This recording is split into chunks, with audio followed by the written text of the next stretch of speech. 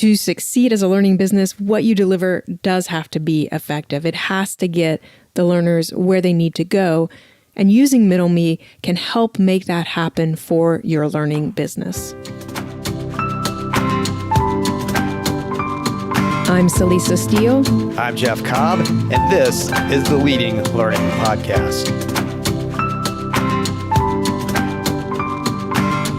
Welcome to episode 320 of the Leading Learning Podcast, the fourth in our informal series on tools for learning businesses. In episode 312, we talked about the market insight matrix. In episode 315, we talked about the value ramp. And in episode 318, we covered the product value profile. In this episode, we'll focus on the Middle Me learning product lifecycle. Middle Me is an acronym that stands for four things: market interface, MI, design and development, DD, learning experience, LE, and measurement and evaluation, ME. Put those abbreviations together and you get Middle Me. And we'll come back to what those four things are, those four phases in the life cycle of any learning product. But we want to use the same why, what, how framework we've used with the other tools in this series. So before talking more about what, let's talk about why. Why use Middle Me? Middle Me is a framework for thinking about the full life cycle of any learning product. Too often, we think too much about the end product, the online course, the webinar, the conference, the seminar, and we fail to consider all the phases in the life cycle, and that means we don't make use of all the phases to then produce the best product possible. Right, and that end product is really just one part of the life cycle. Middle Me expands our thinking about learning products, making it clear things start with understanding market needs and things continue through looking at the results you get from a product once it's being used by learners in the market. And if we don't take the big picture life cycle view, then we risk building it and they don't come, or enough don't come. And we risk not understanding why a product is failing if we aren't baking in measurement and evaluation. So on the one hand, Middle Me expands our thinking beyond the end product itself, but it can also focus our attention by giving us four buckets to focus in on, those four phases of the life cycle. And those four phases are, again, how we get the Middle Me acronym. Market interface, MI, this is where you seek to understand what your learners need and want, and where you communicate with them about the value you have to offer. Design and development, DD, this is where you actually create what your learners need and want. The learning experience, LE, this is where learners interact with what you've created. And then measurement and evaluation, ME, this is where you look at the impact of what you've produced, the impact of your learners interacting with what you've created. So having those four areas defined helps you pay attention to the entire life cycle and gives you some guidance for doing that by breaking that life cycle down. At Tagoras, we're experts in the global business of lifelong learning, and we use our expertise to help clients better understand their markets, connect with new customers, make the right investment decisions, and grow their learning businesses. We achieve these goals through expert market assessment, strategy formulation, and platform selection services. If you are looking for a partner to help your learning business achieve greater reach, revenue, and impact, learn more at tagoras.com/services.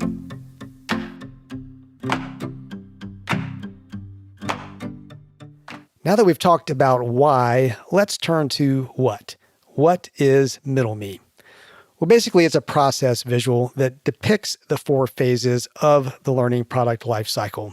And in the show notes for this episode at leadinglearning.com/episode 320, you can find the Middle Me visual. But really, it's easy enough to just picture it right now in your own mind. Picture a circle divided into four segments with arrows from each segment pointing to the next. Starting at the top and moving clockwise, the four phases are market interface, then design and development, then learning experience, and then measurement and evaluation. And the arrows you mentioned, Salisa, are an important aspect of this. This isn't a linear process, really. It's a circular one where what you learn in each phase ideally informs and shapes what you do in the next phase. So let's take that first phase, market interface, MI. What you learn there about what the market needs and wants and already has should feed into the next phase, design and development. You want to design and develop products that address a market need or want. And then how you design and develop a product is very directly going to influence the learning experience that learners participate in. In design and development, you'll decide a ton of things about format. Will this be online or off? How much peer interaction will there be? Will it be self-paced? Will some or all of it happen at set times, whether that means meeting in person or online? How long will the product be? A half-day offering, a 10-minute micro-learning burst, a series of lessons to be completed over weeks. All these decisions and more determine a lot about the learning experience that individual learners have. Delivery and facilitation are also factors in this learning experience phase. How do you contextualize what you've designed and present it to learners? How do you develop to maximize engagement and relevancy? Now, technology comes into play throughout Middle Me, but it often plays a very front and center role in the learning experience phase. Your learning platform and related tools are going to make participation in online learning experiences possible and hopefully also effective.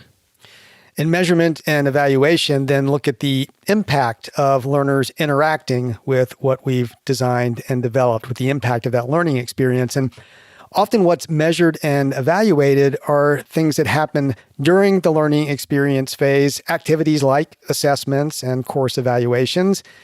Ideally, your ME efforts are also going to look longer term to how your product or service has changed performance and possibilities for the learner, and where it's relevant, her organization, her employer.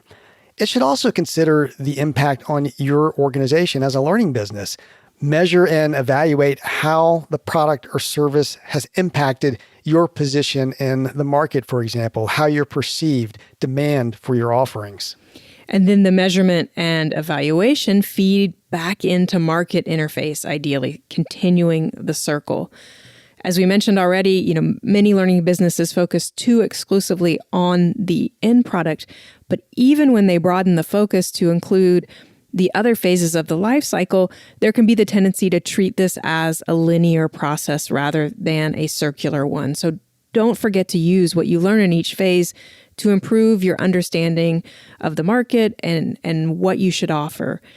Your measurement and evaluation findings can give you added information to use during that return, that completing the circle and moving back through market interface.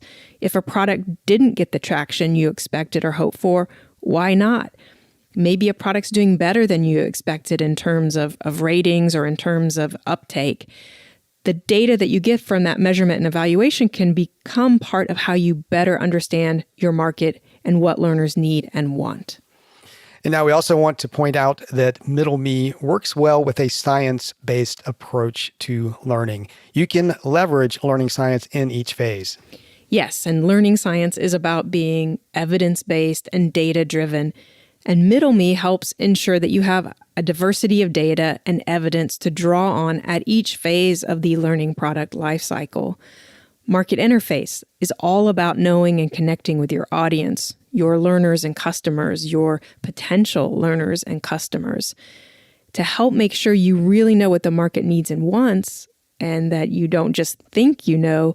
You're going to want to use science-backed approaches. You can use learner needs assessments and market assessments to provide evidence and data of what the market needs and wants.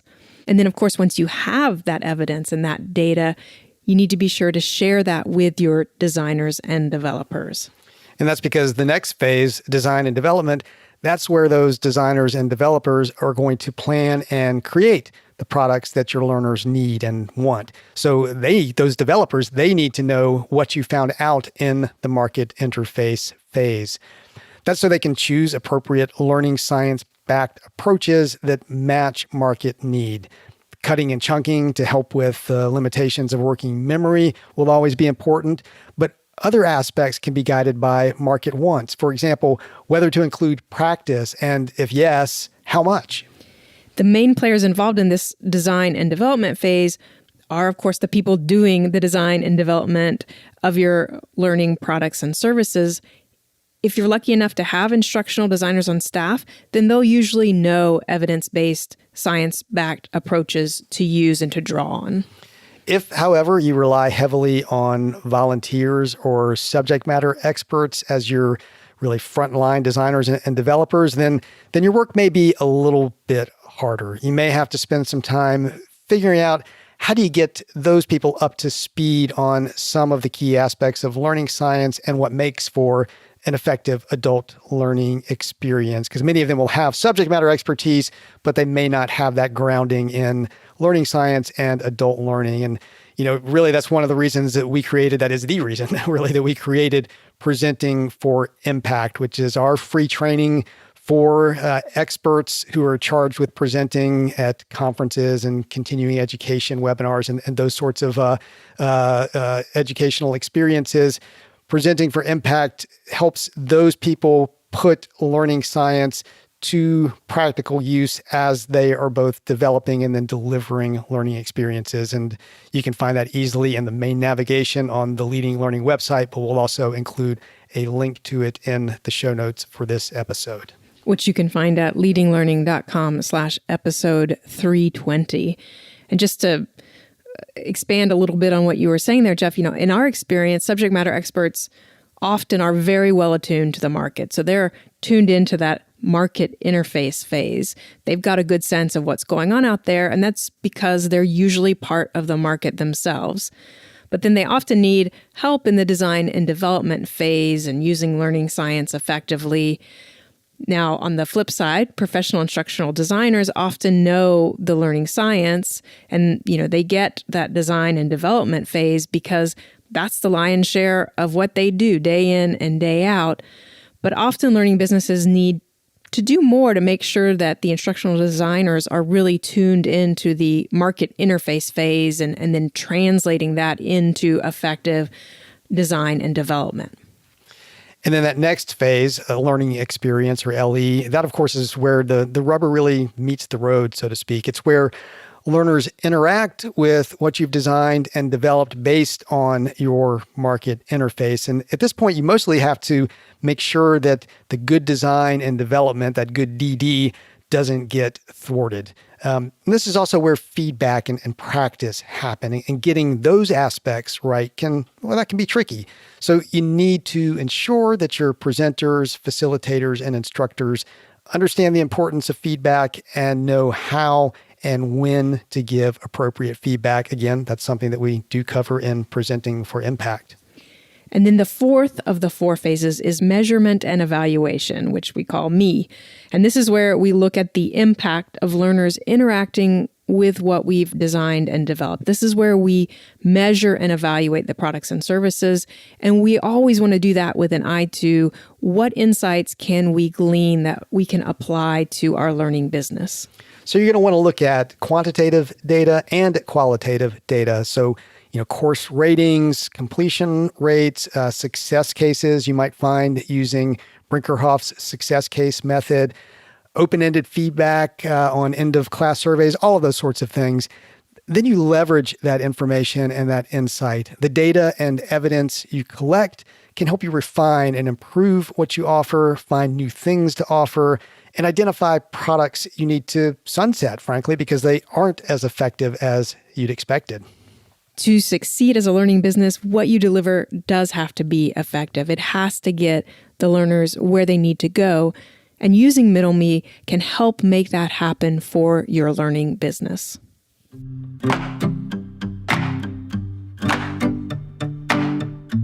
We've talked about why and what, so now let's turn to how to use Middle Me. As with many of the tools we use and that we've already discussed in this informal series of tool talks, Simply putting up the visual in a team meeting and discussing the life cycle can prompt some really meaningful conversation about which phases you're strong in, which phases you're weaker in, what you're doing in each phase, what else you might do in each phase. Yeah, this kind of visual, we refer to these as process visuals. They're very simple, but they're just powerful conversation starters because they give everybody common language, a common point of reference. Same thing is true of the value ramp. Same thing is true of the learning business maturity model. Middle Me just, really is a great discussion starter. And you can also use Middle Me to assess your capacity as a learning business. Now, capacity for us means the people, processes, and technology you have in place. And capacity is one of the 5 domains we focus on in the learning business maturity model. If you'd like to learn more about the maturity model, check the show notes at leadinglearning.com/episode 320, where we'll link to a number of resources. And just thinking of the phases of the learning product lifecycle will invite you to think about what capacity you have in each phase. What technology and processes do you have in place for each of the phases? What human resources and what budget do you have allocated for each of those 4 phases? Where do you need to invest more? And that investment could be in, hard dollars, or it could mean additional staff time or maybe staff training. So to unpack that a little more, you might use tools like the Market Insight Matrix and survey technology, say SurveyMonkey or Qualtrics in that Market Insight or MI phase. Maybe you have a data analyst you can access to help with interpreting that survey data. Maybe you have a market research firm you contract with to annually assess your audiences.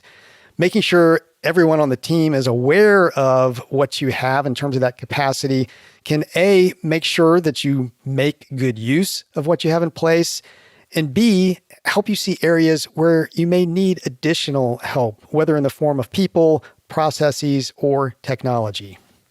So in each of the 4 phases, you can inventory what you have in place in general.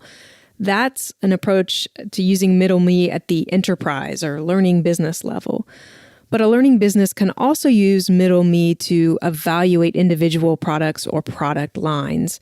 It can serve as kind of a high-level checklist to make sure you're thinking about all 4 phases when creating and maintaining your products. Right. So it's a reminder that you should have people, processes, and technology in place in each phase, and you should be using those people, processes, and technology. You likely have a learning management system, an LMS, in place to help you with delivering learning experiences, that learning experience or LE phase. But then also think about the data you get from that LMS and how that can help you in the ME measurement and evaluation phase. And it's worth noting that capacity, people, processes, and technology often do get used in multiple phases. You just mentioned learning management systems and arguably an LMS can influence all 4 phases. And the same is true for people and processes. They usually won't reside wholly, neatly in a single phase. They'll tend to work in one or more phase, sometimes all 4. An instructional designer, for example, will probably focus the majority of their time in DD, design and development. But by virtue of their role in designing assessments, they touch on measurement and evaluation too. So it's worth thinking about the 4 phases when you think about your capacity. You may already have technology or people in place, and you just need to expand how and when you make use of them.